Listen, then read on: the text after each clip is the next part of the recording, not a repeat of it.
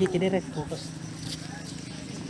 2, 3, 4. Yeah, ipapasyal ko kayo sa taniman ng kalabasa ng aking kaibigan na nagtatanim ng gulay na malapit lang din sa akin. Di mo udah daw. Ikaw pre, nalibutong ka na yung udah. Ayan na pre, kay marag alanganin na. Yapon no ay parang taon ning. Siya po si Kuya Ed. Di kalayuan yung taniman niya sa aking area. Very traditional lang si Kuya Ed. At baguhan pa siyang nagtatanim nung nagkakilala kami.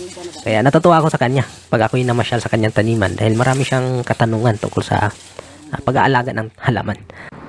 Which is gustong gusto ko naman na maibahagi din yung ating pong kunting nalalaman. Ang paborito niyang itanim ay itong kalabasa. Way back 2021, no? Buwan ng Oktobre.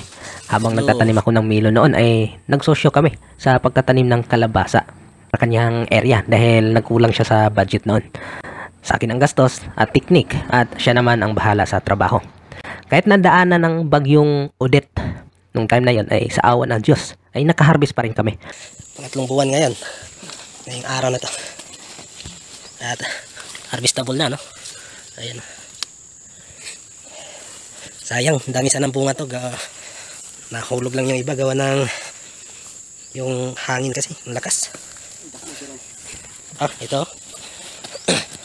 Ito may patong batik kan todo. Ito, stig. So matotal umabot ng 4 na tonelada yung na-harvest namin. Di pa kasama yung mga pakunti-kunti na lang, no? So, na-timing rin na mura ang presyo nun. Na 13 pesos lang dahil ang daming kalabasa na bumagsak dito sa Leyte galing ng Mindanao. Kaya yung gross profit namin ay umabot ng 52,000 sa 2,000 na puno.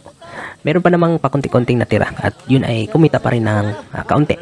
Ang gastos namin noon ay umabot ng 12,000. Kaya kumita pa rin kami kahit papaano. Bawas yung gastos at yung profit sharing namin ay 60% sa kanya at 40% sa akin. October 2022 ay nagtanim ulit siya ng kalabasa. Paborito niya talaga itong kalabasa. Ano na to? At 1 hektarya na ang tinaniman niya. Payaman. At ito ang patunay, pag nagpatuloy ka lang sa pagtatanim, ay matutumbok mo rin yung magandang presyo. Dahil nung nag-harvest siya ay umabot ng 23 pesos per kilo. Aba, kumita talaga siya dito na di bumaba ng 170,000 yung kanyang pong gross profit dito. Nung nakita niya na maganda yung presyo ng aking sili noon. Medyo makabal-kabal.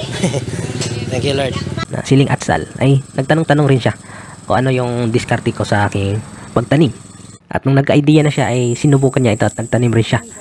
At tama ang naging pasya niya dahil kumita rin siya dun. Pagkatapos ng atsal ay tamang-tama na yung season, October 2023. Schedule na naman yan ang pagtatanim nitong paborito niyang gulay. So nagtanim naman siya ng vitamin of the eyes at insaktong ng araw ng nitong taon 2024. New Year na New Year.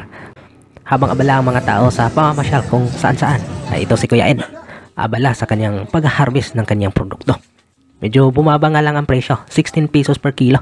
Pero ox na ox pa rin yun. Bali 14 pesos lang yung net o yung sa kanya. Dahil yung 2 pesos ay mapupunta sa mga nagkaryada o naghahakot ng kanyang produkto. Siyempre, nasa bukid ito at malalayo sa kalsada. Hindi rin madali kasi, no, na maging magsasaka lalo pag nasa malayo yung sakahan natin. Talagang magsasakripisyo tayo. So mula umpisa hanggang pag-harvest ay pahirapan pa rin. Ano pa bang magagawa natin kundi patuloy lang ang pagsisikap para mabuhay sa ating hanap buhay. At dito na nga, kumita ng di bababa sa 130,000 yung gross profit ni Kuya Ed. Sa kabuuang 2,500 na puno yung kanya pong tinanim dito. At kung na-timing ito na nasa 20 mahigit yung presyuhan ay big time sana. Pero gano'n naman ang farming, paswertihan sa presyo. May mga farmers nga na 5 pesos na lang ang presyo ng kalabasa. At binabarat pa. Traders lang yung kumikita. Ikaw, magkano ba ang kinita mo sa pagtatanim ng kalabasa? Nga pala, ang kalabasa ay ma-harvest natin mula pagkatanim ay tatagal ng 3 buwan. At maganda ito itanim, no, during wheat season sa mga area na rolling areas o matataas yung area. So kahit na rain-fed area ay pwede tayong magtanim ng kalabasa, no? Ito ang advantage sa kalabasa, hindi ito lagain, no? Hindi mataas sa maintenance. At pasurtihan lang talaga, no, sa presyo. So pag nagka-presyo ng 15, goods na yon, no? 20, jackpot na yon. Pag 10 pesos, yun, break even tayo. Less than 10 pesos, yun, login ako tayo. So, ganun po yun sa kalabasa.